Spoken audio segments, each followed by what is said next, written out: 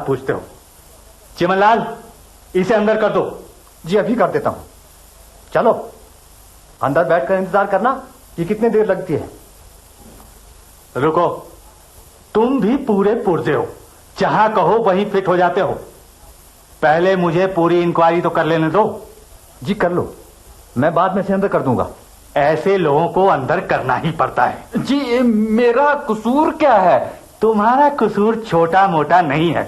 जी मैंने तो कभी चींटी भी नहीं मारी है। देश का नागरिक होने के नाते तुमने अपने कर्तव्य का पालन नहीं किया। जी मैं सुबह ही घर से निकल जाता हूँ, रात के 9 बजे घर लौटता हूँ। मेहनत मजदूरी करके एक छोटी सी दुकान चलाता हूँ, बच्चों को पालता हूँ।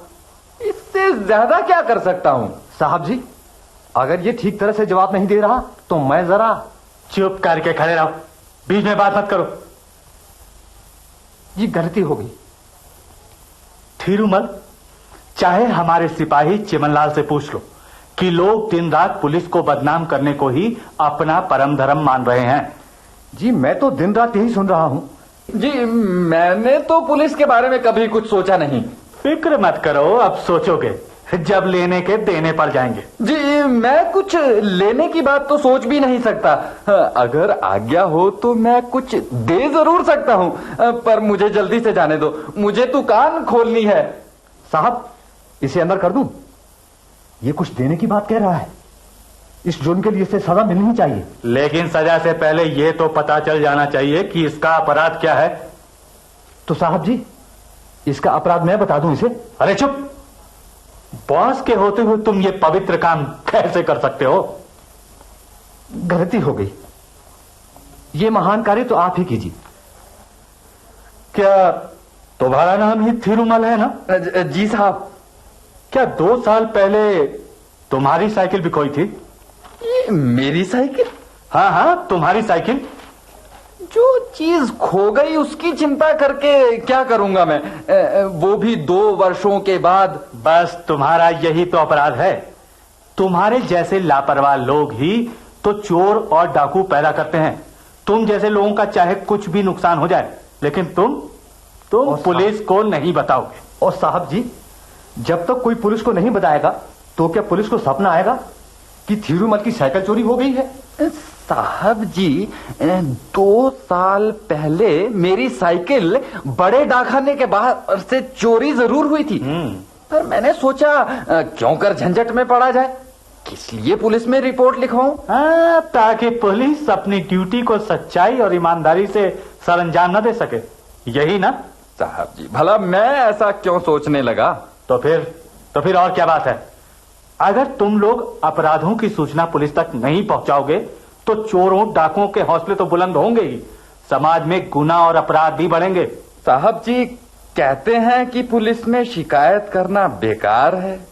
पुलिस किसी मामले को सुलझाने की बजाय उल्टा उलझा देती है। साहब जी, अपमान, घोर अपमान। कम से कम मैं तो उस अपमान को सहन नहीं कर सकता। पुलिस का अपमान करने वाले ऐसे आदमी का सिर्फ लाकअप में ही ठिकाना हो सकता है।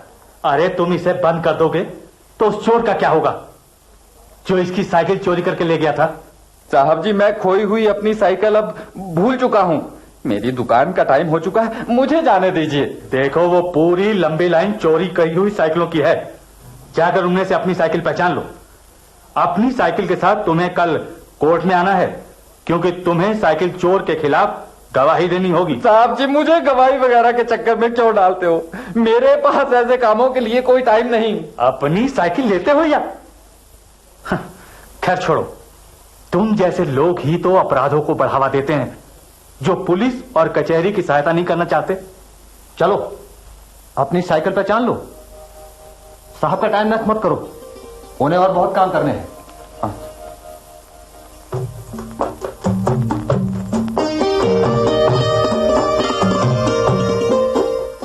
अरे तुमने 2 बार पूरी लाइन देख ली, तुम फिर भी अपनी साइकिल नहीं पहचान पाए? जनाब इन साइकिलों में ना किसी में चेन है, ना टायर, ना ट्यूब, ना हैंडल, ना पैडल, ना मडगार्ड, ना। तुम्हें अपनी साइकिल पहचानने के लिए कहा है, ना कि इस इंस्पेक्शन करने के लिए। जरा अपनी साइकिल की खरीद रसीद दिखाओ। जी ये लो। ये देखो, AT112233 के रसीद और फ्रेम पर यही नंबर है। आपने तो कमाल कर दिया। हमारी पुलिस तो कमाल की है जो 2 साल पुरानी चोरी खोज डाली है। तुम पुलिस वालों को क्या समझते हो? हम तो 100 साल पुराने जमीन में गड़े कत्ल के केस निकाल लेते हैं। ये तो मामूली सी साइकिल थी। लेकिन अब मैं इस साइकिल का क्या करूं? इस रजिस्टर में साइन करो और इस साइकिल को अपने साथ ले जाओ। पर जी मैं इस ढांचे को कैसे घर ले जाऊं? ये सोचना तुम्हारा काम है। हमारा काम था तुम्हारी चोरी की साइकिल ढूंढना, पर जाने से पहले जरा अंदर मिल लेना। जी क्या ऐसा नहीं हो सकता कि मैं इस साइकिल को यहीं छोड़ जाऊं? मैंने अब नई साइकिल ले ली है। वैसे भी ये ढांचा मेरे काम का नहीं। तुम ये क्या कह रहे हो? तुमने क्या पुलिस स्टेशन को कबाड़ी की दुकान समझ रखा है? इसे ले जाओ और कल इसे लेकर कोर्ट में पहुंच जाओ। तुम्हारी गवाही होगी। ठीक है जी, जो आपका हुक्म। कानून की बात तो माननी ही पड़ेगी।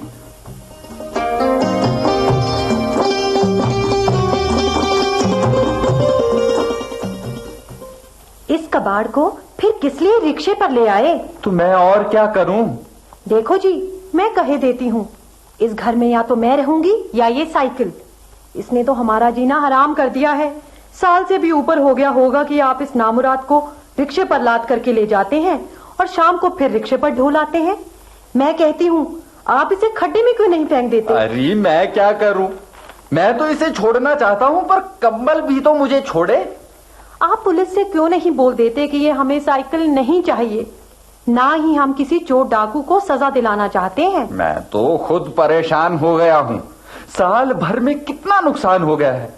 जिस दिन तारीख होती है उस दिन सारा वक्त बर्बाद हो जाता है। ऊपर से इस कबाड़ को रिक्शे पर ले जाने का खर्च अलग। पर इसका कोई तो इलाज ढूंढना ही पड़ेगा।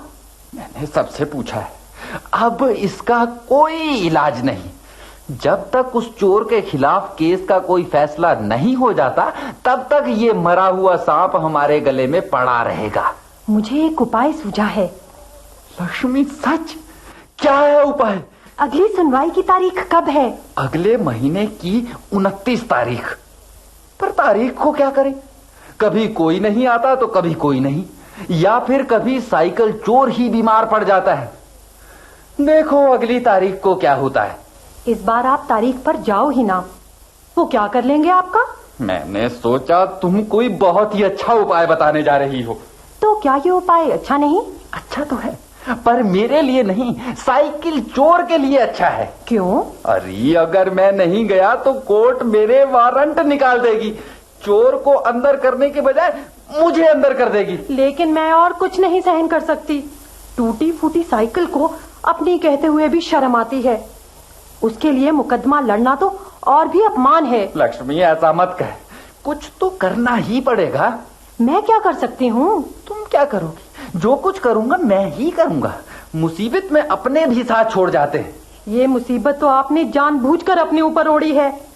उस दिन क्यों नहीं कह दिया था कि ये साइकिल आपकी नहीं है? मुझे क्या पता था कि ये मुसीबत इतनी लंबी निकलेगी। एक तो 500 की साइकिल खोई, 700 की नई ली, ऊपर से 2-4 हजार का घाटा और उठाना पड़ा।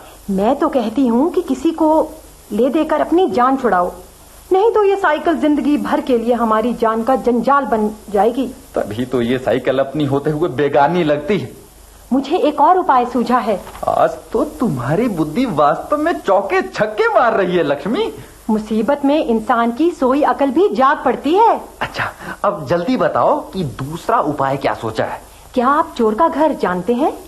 उसका घर कौन सा होगा? अरे आजकल तो वो हवालात की रोटियां तोड़ रहा है। क्या उससे कोई नहीं मिल सकता? क्यों नहीं मिल सकता? कम से कम उसके वकील के द्वारा तो उससे बात हो ही सकती है। ऐसा करो, जैसे ही सुनवाई शुरू हो और आपकी गवाही मांगी जाए तो कह दो कि आपकी साइकिल चोरी ही नहीं हुई थी, बल्कि आपने उसे साइकिल बेची थी। लक्ष्मी, तुम तो वाकई वकील बन गई हो। भाई 3 साल पहले की तारीख में एक रसीद उस चोर के नाम भी लिख दो कि आपने साइकिल 400 में बेची थी। पूरे पैसे नकद मिल गए थे। तुम कहती हो तो मैं ये भी करके देख लूंगा, पर मुझे नहीं लगता कि जल्दी कुछ होगा। जब केस कचहरी में चला जाता है तो उसका फैसला कोर्ट ही कर सकती है। हो सकता है कि ऐसे करके ही ये साइकिल हमारी जान छोड़ दे। लक्ष्मी, अगर साइकिल का केस 2-3 साल तक और चलता रहा तो हम दोनों पूरे वकील बन जाएंगे, चाहे खाने के लाले बढ़ जाए। अपनी लगे बेगानी। अभी आपने ये झलकी सुनी। लेखक और निर्देशक थे गुरमीत रामल मीत। ये झलकी आकाशवाणी शिमला की प्रस्तुति थी। हवा महल कार्यक्रम समाप्त हुआ।